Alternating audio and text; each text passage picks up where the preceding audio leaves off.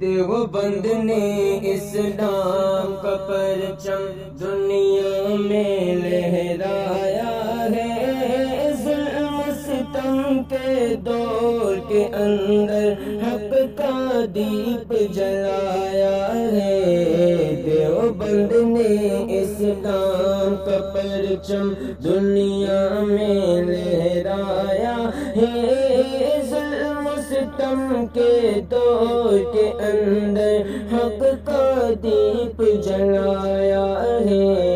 دیوبند نے اسلام کا پرچم۔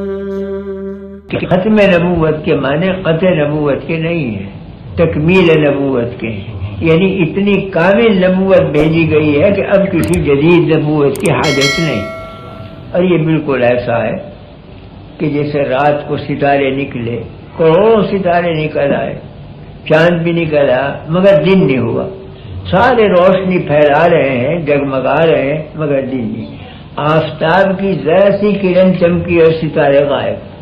تو اگر آفتاب یوں کہے کہ انا خاتم النور، میں ہوں نور کو ختم کرنے والا، اس کا مطلب یہ کہ میں کامل نور لے کے آؤں، اب ستاروں کی نہیں چلے گی، ان کا نور مدغم ہو جائے گا میرے اندر۔ تو حضور نے جو دعویٰ فرمایا کہ میں خاتم النبیین ہوں، تو ختم نبوت کے معنی قطع نبوت کے نہیں ہے بلکہ کمال نبوت کے ہیں کہ اتنا آفتاب نبوت تیز روشنی لے کر آیا کہ اب کسی ستارے کا نور کافی نہیں ہوگا بلکہ مندھم پڑ جائے گی، سب کے نور مدغم ہو جائیں گے اس میں۔ تو جب آفتاب نکلتا ہے تو یعنی کہ ستاروں کا نور ختم ہو جاتا ہے، اس آفتاب کے اندر مدغم ہو جاتا ہے۔ اسلام آیا تو جتنے مذاہب کے حق انوار سے وہ سب اسلام میں سموئے گئے، جامع ہے مذاہب کا اسلام۔ اسی واسطے قرآن کریم نے اپنی شان یہی بیان کی کہ میں پچھلے مذاہب کو رد کرنے کے لیے آؤں، وہ مہیمن علیہ، میں ان کی حفاظت کے لیے آؤں، جتنا اس میں حق حصہ ہے وہ میں نے لے لیا، جتنا قوموں نے خلط مل کر دیا تھا اس کو رد کر دیا، وہ نکال دیا۔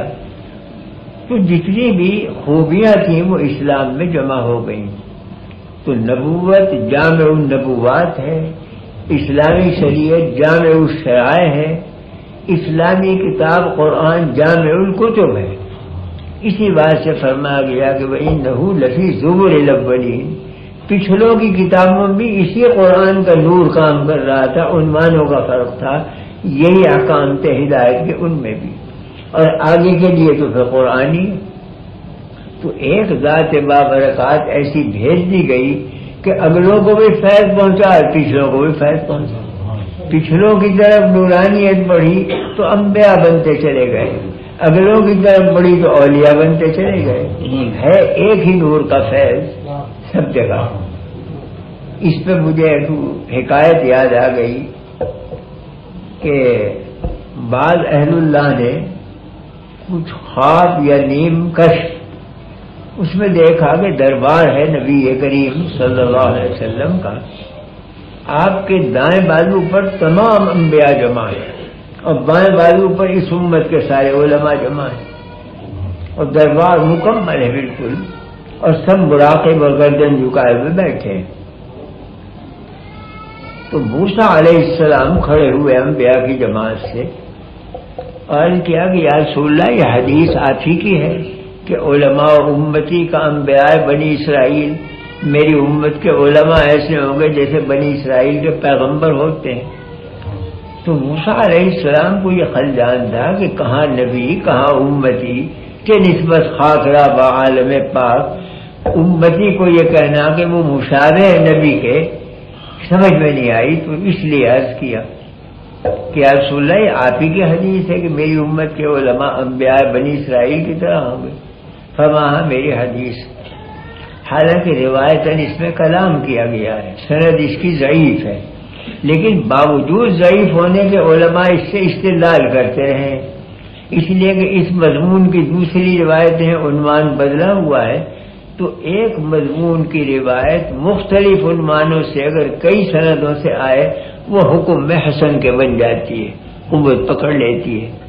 تو یہ مضمون چونکہ اور روایتوں میں بھی ہے، اس واسطے اس کی سند کا ذوق منجبر ہو جاتا ہے دوسری سندوں سے. تو آپ نے فرمایا کہ ہاں میری حدیث.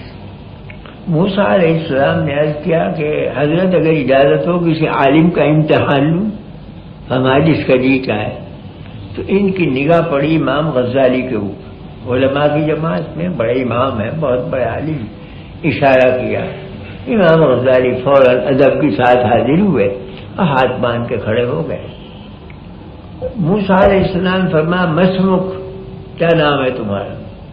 انہوں نے کہا محمود ابن فلاں ابن فلاں ابن فلاں, آدم علیہ السلام تک سارا نسب نامہ پڑھ دیا. موسیٰ علیہ السلام نے فرمایا کہ سوال ہونا, جواب ہونا چاہیے سوال کے مطابق. میں نے پوچھا تھا تمہارا نام کیا, تمہارا شہر نسب کو پوچھا تھا. جو عالم اتنا بھی نہ سمجھے کہ سوال کس چیز کا کیا جا رہا ہے اسے فہیم کہیں گے. یہ کیا الٹے فہم کی بات کی. خاموش ہو گئے موسیٰ علیہ السلام.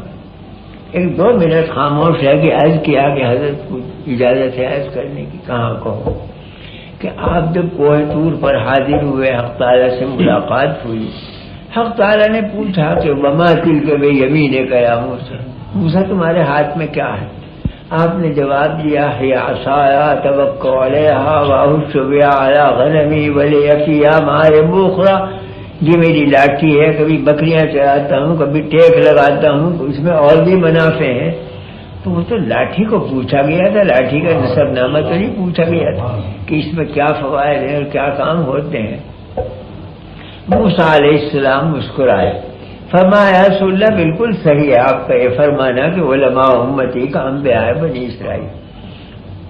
یہاں ذرا سا یہ شبہ ہوتا ہے کہ امام غزالی نے ایک درجے میں الزام قائم کر دیا موسیٰ علیہ السلام کہ اگر میرا یہ جواب غلط ہے تو معاذ اللہ آپ کا بھی جواب غلط, اور نبی کے بارے میں یہ سمجھنا کہ ان کا جواب غلط ہے تو کفر ہے.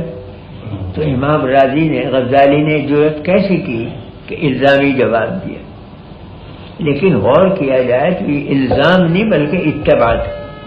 اس کا حاصل یہ تھا کہ جب آپ کوہ طور پر گئے اور اللہ تعالیٰ نے پوچھا ہاتھ میں کیا ہے, تو محبوب حقیقی سامنے ہے اور عاشق حقیقی سامنے ہے. عاشق یہ چاہتا ہے کہ جتنی دیر لگے, جتنی ہم کلامی کا شرف ہو, لوٹ لو اسے. میری کہاں ایسی قسمت کہ اللہ میرے سامنے ہو, بندہ حاضر ہو, کلام ہو رہا ہو, جتنا طول دو کلام کو تو میرے لیے سعادت ہی سعادت ہے. اس لیے انہوں نے کہا کہ یہ لاٹھی ہے, کبھی ٹیک لگاتا ہوں, کبھی یہ کرتا ہوں, کبھی یہ, اور ولی فیہا مآرب اخری, اور بھی فائدے ہیں. آپ فرما میں تو اور بیان کروں تاکہ کلام طویل ہو اور شرف صحبت زیادہ سے زیادہ ملے.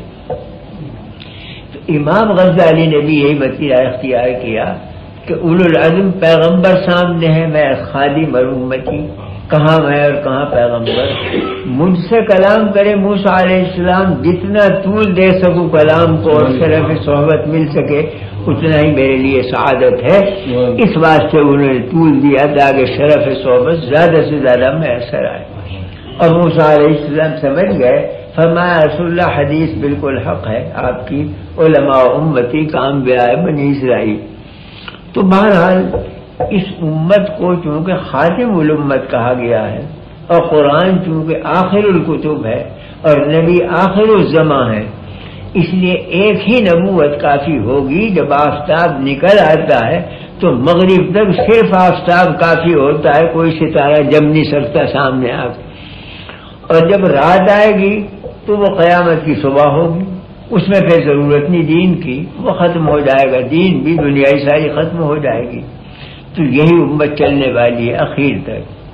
اس لیے جو کام انبیاء کرتے تھے وہ علماء کے سپورٹ کیا گیا.